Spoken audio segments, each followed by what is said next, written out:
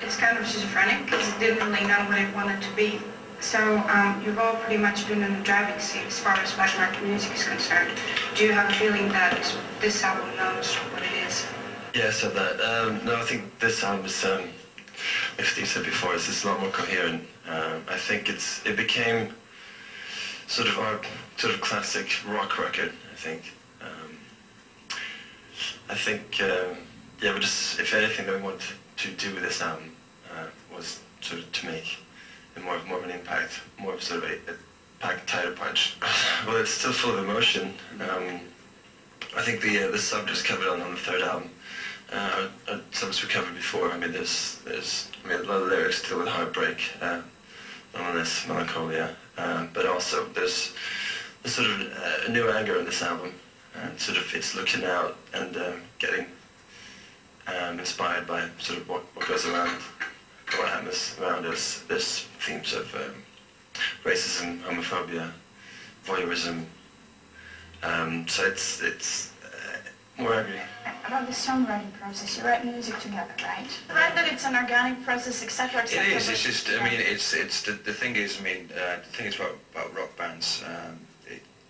It doesn't matter how big the band are. You can be as big as you two, but at the end of the day, you've got to go in and go in a room and just knock music around. You know, and that's where we do it really. It is kind of music first, knocking out ideas from guitarists or drum ideas or bass or keyboards or whatever, and just start getting some kind of you know, grooves, tunes, stuff like that, and then and see what comes of it.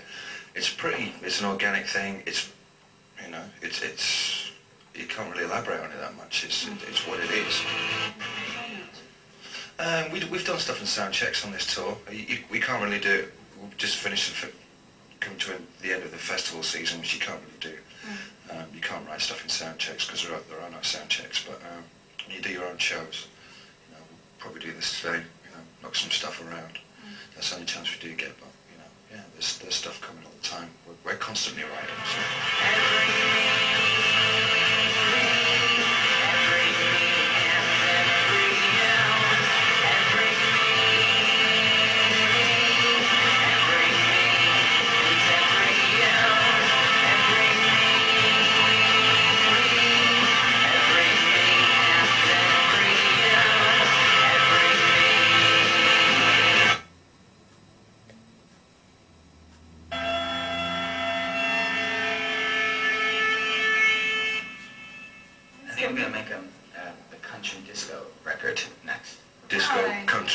What are you going to call it?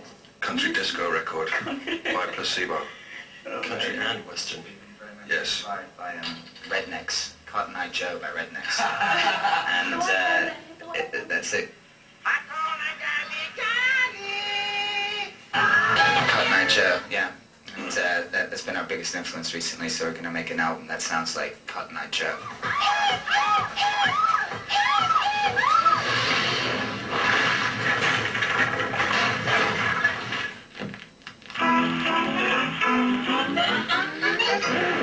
Hi, we're Placebo. You're watching ZTV. Run away from all your goodbye.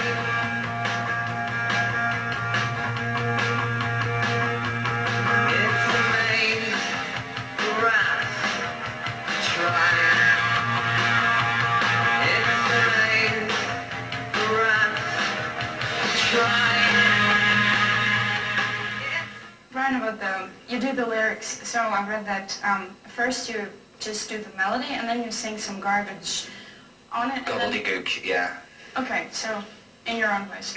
Well, it's just, you know, it's important that the first spark of whatever the lyric is comes from the subconscious, basically. You know, people who sit down and bet, today I'm going to write a song about this subject. It's a bit too contrived, really. It's less honest. It's the Manic Street Preachers, you know.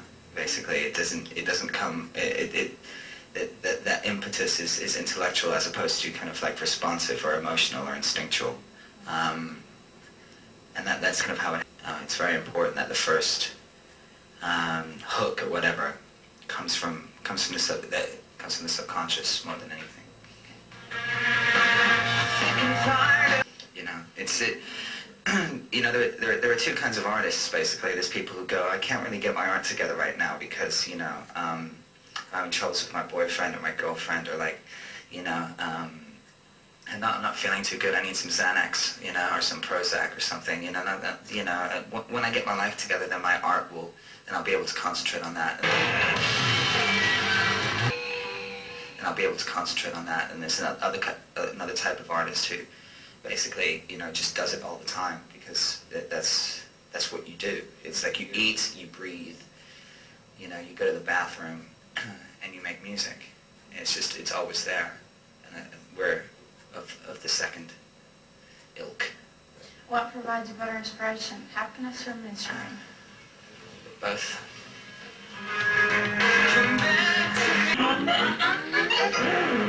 Have you ever bought music on black market? Yes, actually. In the past, vinyls though, actually, not CDs, but go out and buy them, yeah. I've bought vinyl bootlegs. Why? Because it was cheaper, easier to get, or? Because there's some rare stuff on it. Yeah, I think we all have, really. It's just finding rarities. You know, we all love music, we all love buying music still. We have two problems, which is trying to walk past a pub and not going, and walk past a record store and not going, so. Right. Is there any confessions? No, not those confessions. I'm actually a woman, yeah. Who knew that? You said that you want to be together in 10 years, be together, be Placebo, keep making music. Is there... Shit. Really? Until you become the Rolling Stones, it's kind of, you know, it's a worthwhile prospect, you know. You kind of have to go through several processes of reinvention, really, in order to sustain freshness. Okay. Are you in love at the moment? Only with myself. You guys. Which is the biggest lie I've said in this entire interview. Okay.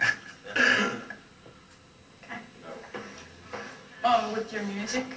Each other? With music, definitely. Say again? Yeah, with music, for sure. Okay. I'm kind of in love with this dish that you get in England at Indian restaurants. It's called the chicken tikka masala. I'm kind of in love with that, you know. Good.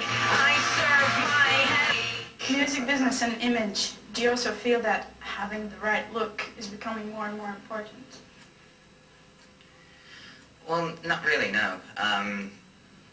You know, there are people who enjoy, I suppose, looking like they do when they go to the pub on stage, you know, which is perfectly fair enough.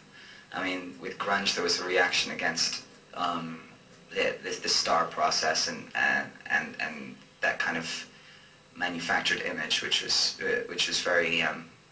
necessary at the time. But I think again, you know, it has to come from who you are as people in a non-calculated fashion. Otherwise, that's when it does become manufactured. It's just, if you don't have the music to back up, kind of, if you don't have strong music to back up a strong image, then you become Milli Vanilli, basically. And it just all depends on who you are as a person, as an individual, and what you feel like doing. And it also depends very, very much on your mood, you know? Can beauty be bought? No. And you become the bride of Waldenstein, you know? 75 facelifts and unable to make a cup of coffee or a slice of toast, and so requires $14 million in the divorce settlement. No, you can't really be bought. It's just as Pamela Anderson, you know, more than anything. Beauty's so subjective that you can't really say if something's beautiful or not. Can you do the the seven sailors in Swedish? You're not that okay. I just was wondering. Can you suck your own dick? No, because you have to have your ribs taken out to do that. Do you? No, I've seen people suck their own dick. Okay, good. And they didn't have their ribs taken out. Okay. What do you feel sexiest in? Somebody else. Are you vain? Completely. Yeah. As the next person. Your own label, Elevator Music. any projects in that, or? Yeah, I mean, we've basically been so busy with Placebo, but there's some projects in store. You know, there's people that we want to work with, people we want to sign, but we're just concentrating on us right now. So right now it's just basically an imprint. So.